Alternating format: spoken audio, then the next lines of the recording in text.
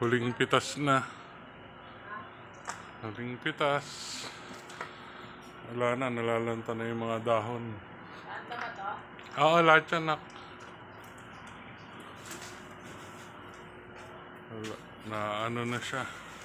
Nalalanta na.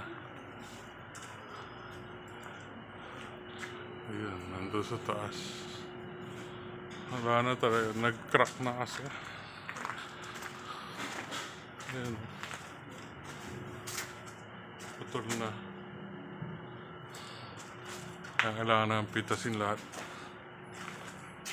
Tutuyo na siya.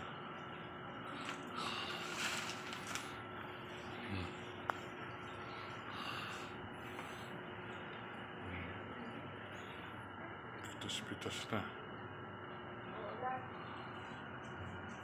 Oo nga eh. Bilisan mo na, ipunin mo dyan. Tsaka mo na lang ibigay sa akin.